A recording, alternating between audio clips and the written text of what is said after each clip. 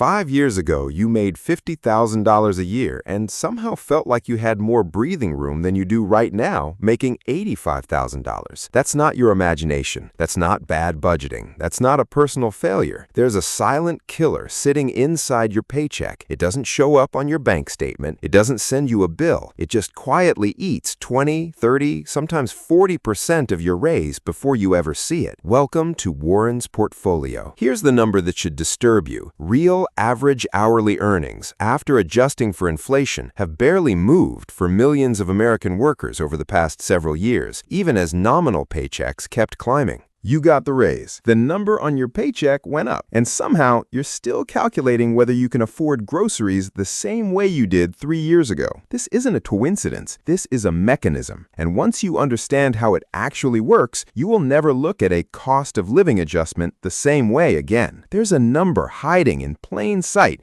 that explains your entire financial frustration, and almost nobody is teaching it to you correctly. My name is Warren, and for 2 years, I genuinely thought something was wrong with me. My income went up, my stress about money did too. I felt like I was failing at basic math. Then, I learned about the silent killer. It's called inflation, but not the way most people understand it. Most people think inflation just means things cost more. That's true, but it's incomplete. Here's what actually matters. Inflation is a tax on the gap between when you earn the dollar and when you spend it. Let's make this concrete. In the early 2020s, U.S. inflation spiked to its highest levels in roughly 4 decades, peaking above 9% year over year in 2022, before gradually cooling. By 2025 and into 2026, inflation has cooled significantly from those peaks, generally running closer to the 2.5 to 3% range. But here's the open loop you need to hold on to. Cooling inflation doesn't mean prices went back down.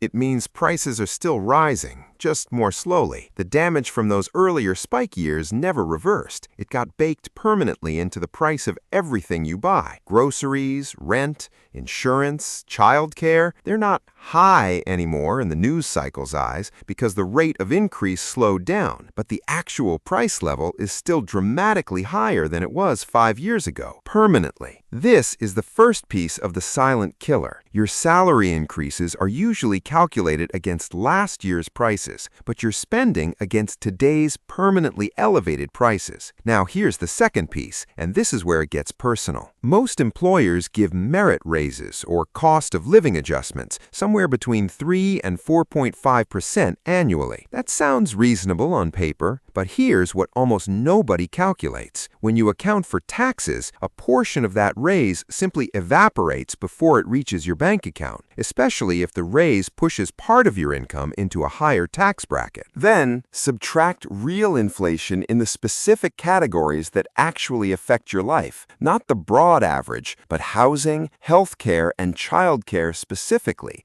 which have outpaced general inflation in many markets. Run that math honestly, and a lot of raises over the past several years have actually represented a real inflation-adjusted pay cut. You're not bad at managing money. You're outrunning a treadmill that keeps quietly speeding up. Here's the third piece of the silent killer, and it's the one that actually explains the gap between your old life and your new one. Lifestyle creep. As income rises, spending rises to match it almost automatically. A slightly nicer apartment, a slightly newer car, slightly more frequent takeout. Each individual upgrade feels small and reasonable, but stacked together, they quietly consume the entire raise, and then some. This isn't weakness. This is documented behavioral economics. It's called the hedonic treadmill, and it affects nearly everyone who doesn't actively design against it. So here's the open loop resolving. You don't feel poorer because you're failing. You feel poorer because 3 invisible forces, baked-in inflation, tax bracket erosion, and lifestyle creep, are quietly taxing every dollar of progress you make. And the reason nobody explains this clearly is simple. None of these 3 forces benefit from you understanding them. Inflation doesn't care if you notice it. Your employer's HR department isn't required to show you the real math, and marketing exists specifically to make lifestyle creep feel like deserved comfort, not financial leakage.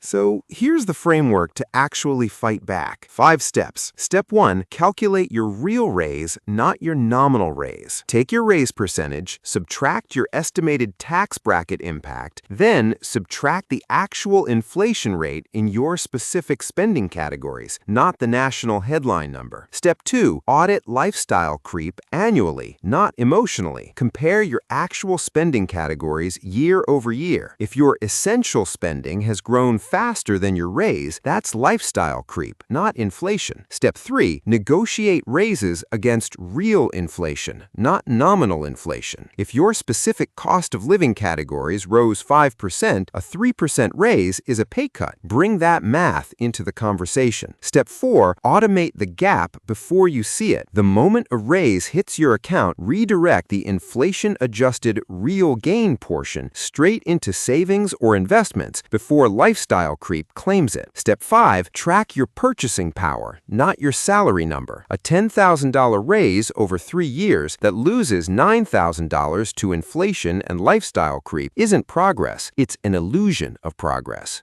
Here's the truth this entire system is built to obscure. Feeling broke at a higher income isn't a personal failure. It's the predictable result of 3 forces working exactly as designed, just never explained to you in plain language. Warren didn't fix this by earning more. He fixed it by finally calculating what his raises were actually worth after the silent killer took its cut. And if you want to see exactly how lifestyle creep specifically drained $14,000 a year out of Warren's own budget, line by line, expense by expense, that breakdown is coming in the next video. Subscribe now, because that number is probably hiding in your budget too. This is not personal finance. This is financial warfare. And the raise you actually keep after the silent killer takes its cut, that's the only number that ever mattered.